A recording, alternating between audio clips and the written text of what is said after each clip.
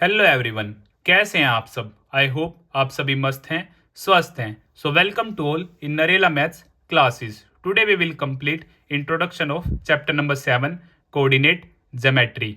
तो ज़्यादा देर ना करते हुए हम शुरू करते हैं। तो सबसे पहले हम जानते हैं इसके फाउंडर के बारे में। Founder of coordinate geometry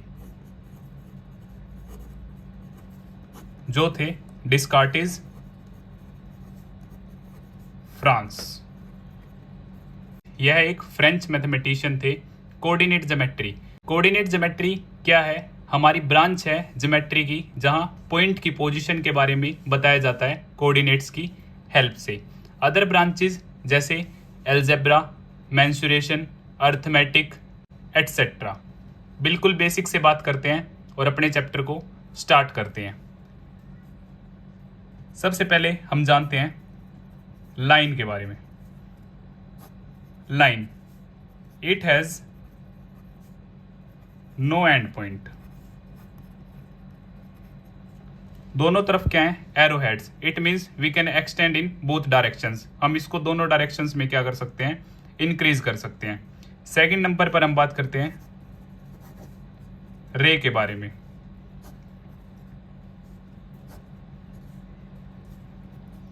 it has one and point. इसका क्या है? एक एंड पॉइंट है और एक तरफ से हम इसे इंक्रीज कर सकते हैं। Third, line segment. It is a part of line. यह लाइन का ही एक पार्ट होता है जिसकी फिक्स लेंथ होती है, या फिर हम बोल सकते हैं definite length. And it has two end points. इसके क्या होते हैं? दो एंड पॉइंट्स होते हैं। और अगर मैं इनके सिंबल्स के बारे में बात करूं, मान लेते हैं यह एक लाइन है ए बी, तो इसका सिंबल क्या होगा? ए बी के ऊपर लाइन। यह एक रे है ए बी, तो ए बी को हम डिनोट कैसे करेंगे? Like this. यह एक लाइन सेगमेंट है ए बी, तो इसे हम डिनोट कैसे करेंगे? A be like this. अब हम बात करते हैं हॉरिजॉन्टल लाइन के बारे में। हॉरिजॉन्टल लाइन, यह है हमारी हॉरिजॉन्टल लाइन लेटी हुई, और इसी का ही दूसरा नाम है एक्स एक्सिस, और एक्स एक्सिस का ही दूसरा नाम है, मोस्ट इंपॉर्टेंट है आपके एग्जाम पॉइंट ऑफ व्यू से, एब्सिसा। विद स्पेलिंग आपको यह नाम याद रखना है। सेकंड साइड में हम बात कर लेते हैं वर्टिकल लाइन के बारे में।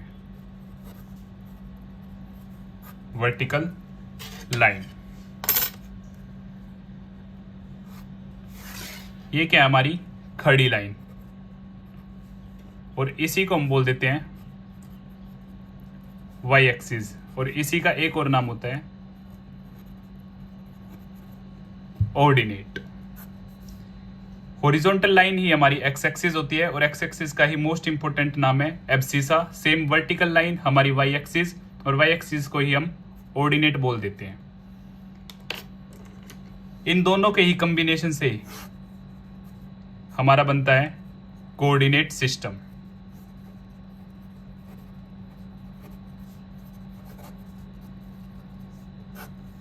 और इसी को हम बोल देते हैं कार्टेशियन सिस्टम ऑल्सो।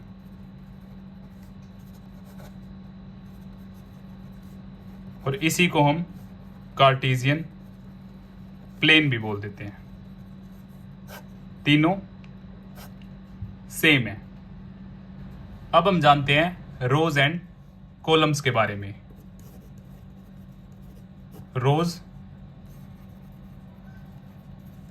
कॉलम्स। तो रोज हमारी लेटी हुई होती हैं, लेटी हुई लाइन, और कॉलम्स स्टैंडिंग वन, खड़ी हुई। ये एक छोटा सा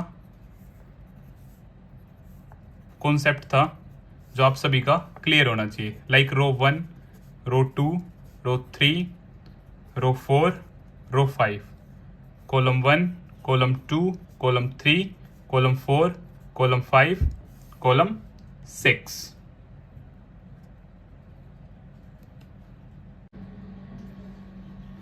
तो अब हम अच्छी तरह बात करते हैं कार्टेशियन सिस्टम के बारे में। तो ये हमारी क्या है, एक्स एक्सिस, ये एक्स डैश, और ये वाई एक्सिस, और ये वाई डैश।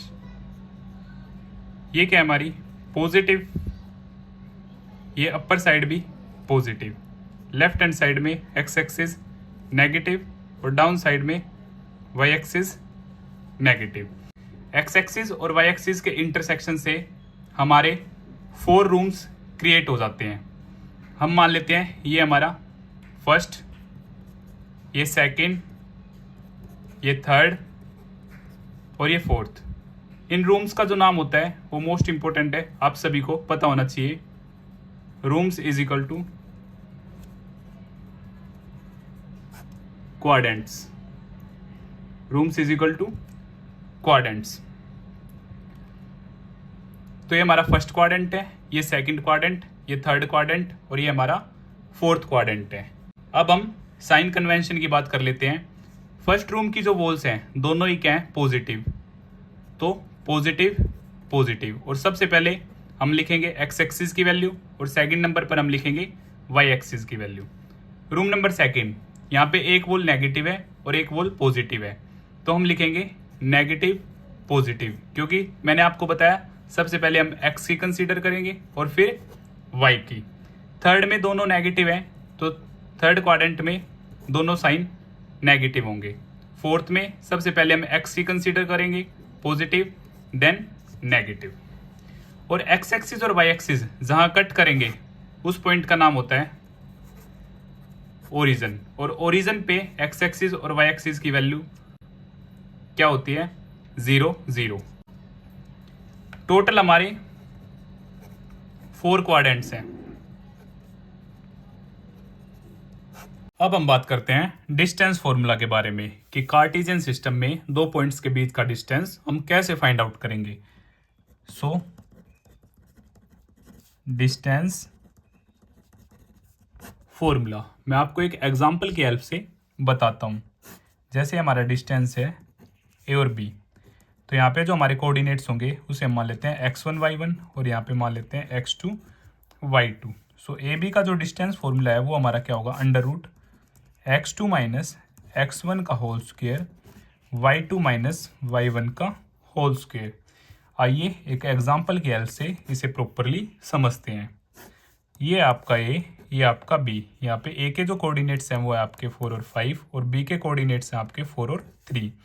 ये आपका x1, ये y1, ये x2 y2। वैल्यूज पुट करने में आपको इजी रहेगा। आपका फॉर्मूला क्या था, सबसे पहले आप फॉर्मूला लिखेंगे x2 माइनस x1 का whole square y2 minus y1 का होल स्क्वायर।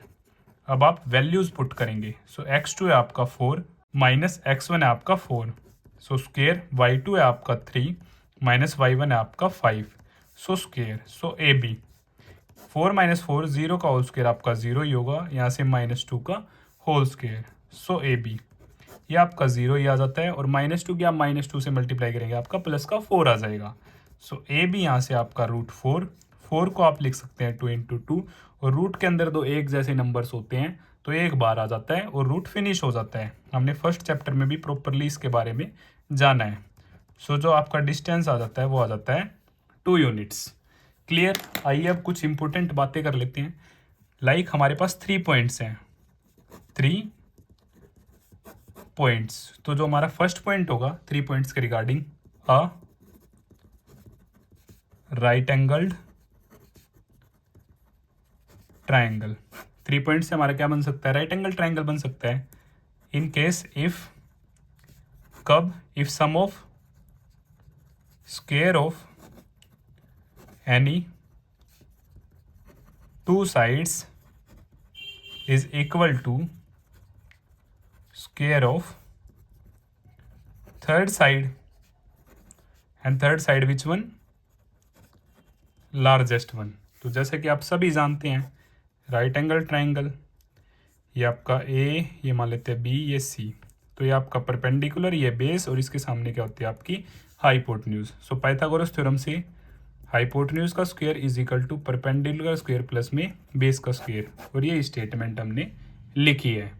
सेकंड केस आपका एन इक्विलेटरल ट्रायंगल, जहाँ पे आपकी क्या होंगी, सभी साइड्स इक्वल होंगी, ऑल साइड्स आर इक्वल। और थर्ड केस होगा आपका an isosceles triangle, an isosceles triangle, जहाँ पे any two sides are equal, जहाँ पे आपकी कोई भी दो साइड इक्वल होंगी। ट्रायंगल्स चैप्टर में हमने इन सभी के बारे में काफ़ी अच्छी तरह बात की है। अगर आप वह वीडियो देखना चाहते हैं तो आप प्लेलिस्ट सेक्शन में जाकर देख सकते हैं। फोर्थ पॉइंट, अ कोलिनियर और अ लाइन। कोलिनियर पॉइंट आप सभी जानते हैं, एक ही लाइन पे तीन या तीन से ज़्यादा पॉइंट हो तो हम उन्हें क्या बोलेंगे, कोलिनियर पॉइंट।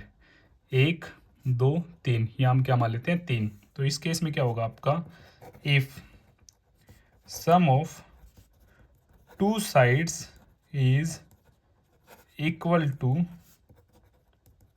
थर्ड साइड, तो उस केस में हम क्या बोल देंगे कि पॉइंट्स हमारे क्या हैं, कोलिनियर। सो ए, ये B C, so A B is equal to A C plus में बी सी। अगर ए सी और बी सी का सम ए बी के इक्वल है तो हम क्या बोल देंगे, हमारे पॉइंट्स जो हैं वो कोलिनियर हैं। अब हम बात करते हैं 4 पॉइंट्स के regarding.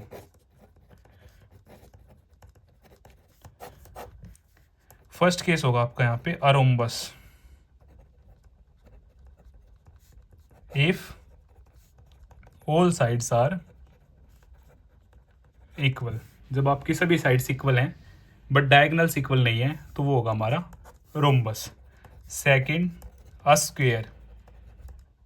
If all the 4 sides and diagonals are equal, अगर सभी साइड्स आपस में इक्वल हैं और डायगनल्स भी हमारे क्या हैं, इक्वल हैं, तो वो केस होगा हमारा स्क्वायर का।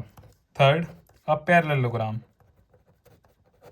Parallelogram, if opposite sides are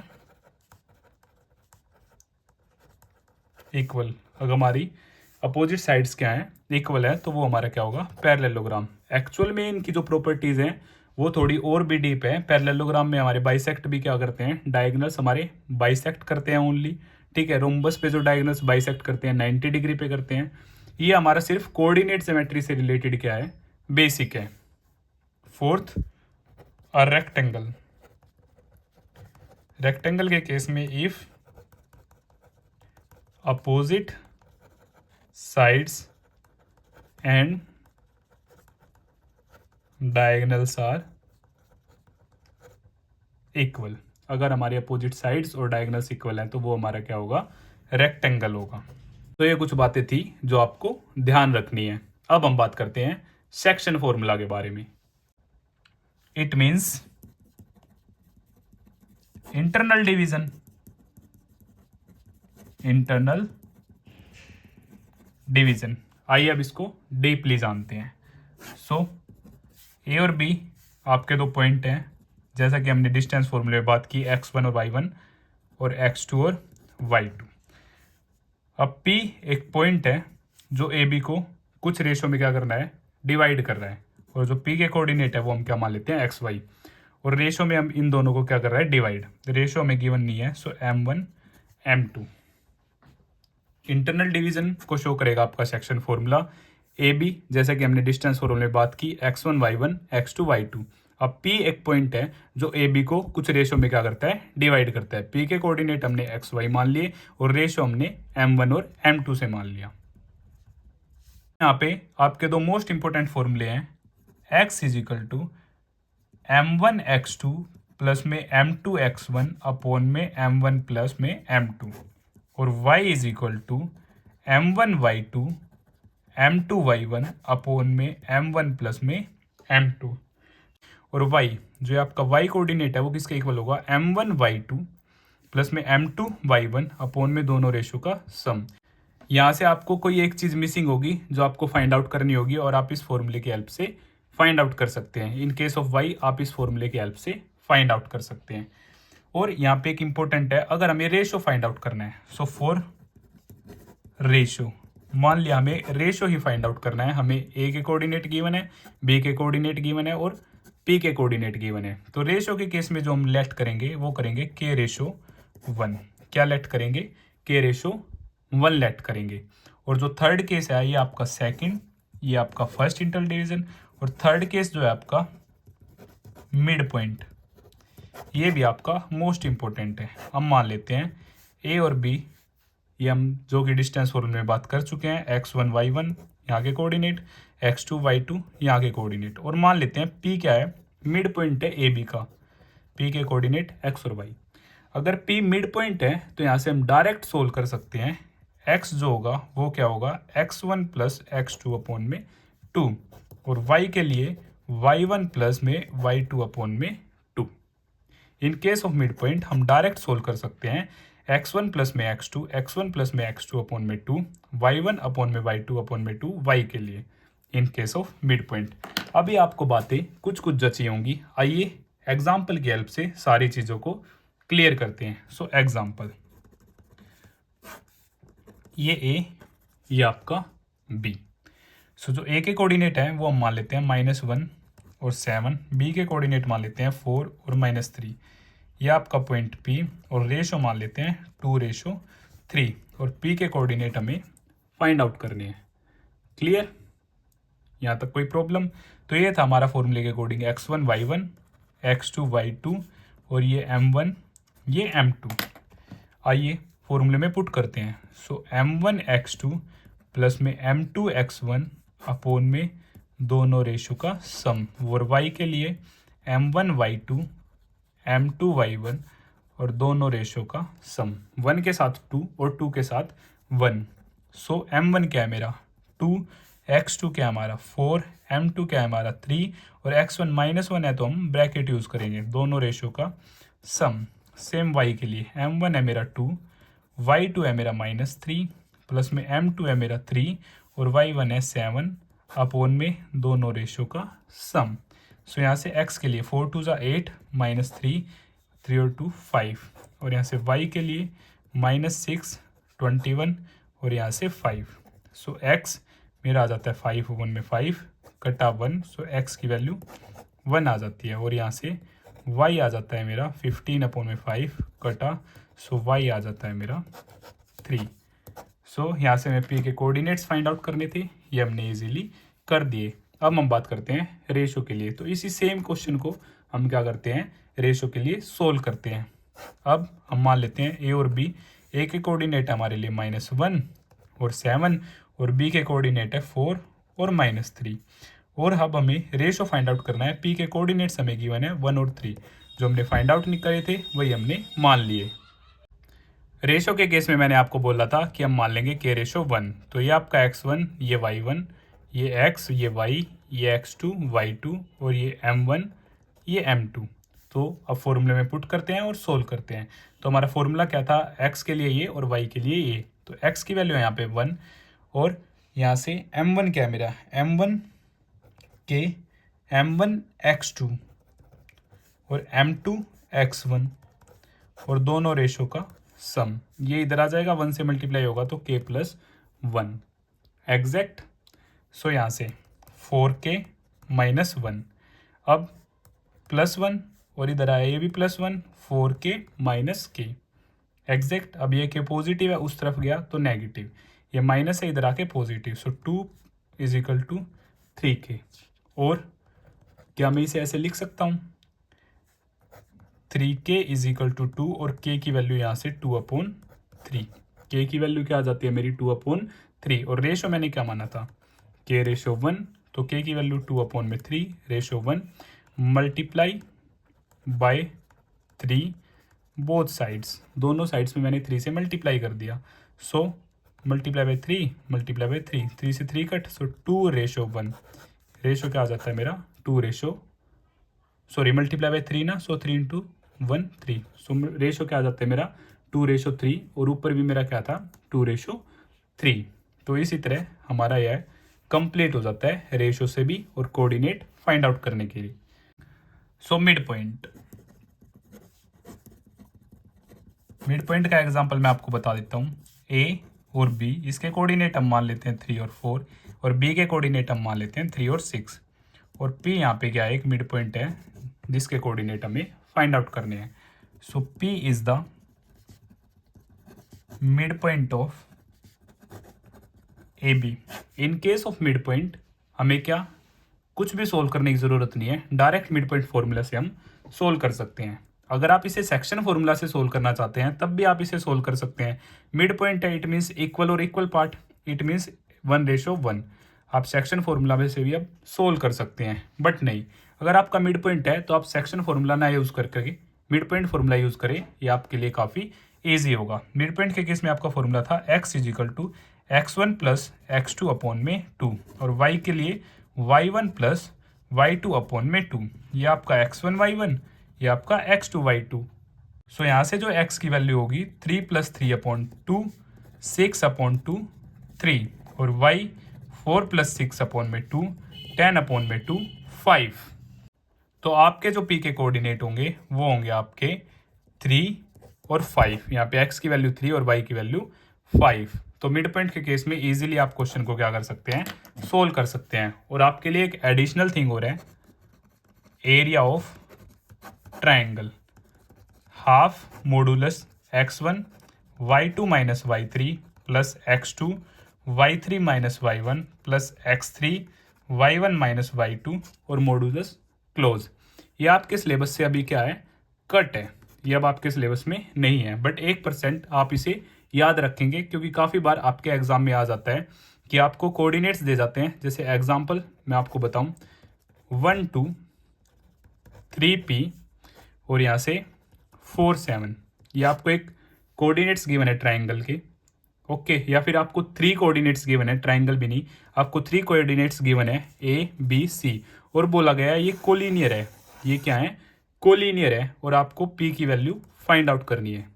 मैंने आपको सिर्फ एक एग्जांपल बताया है, मुझे नहीं पता ये ठीक है या नहीं है, बट मैं आपको फॉर्मेट बता रहा हूँ कि आपका इस तरीके का क्वेश्चन काफ़ी बार एग्जाम में आ जाता है।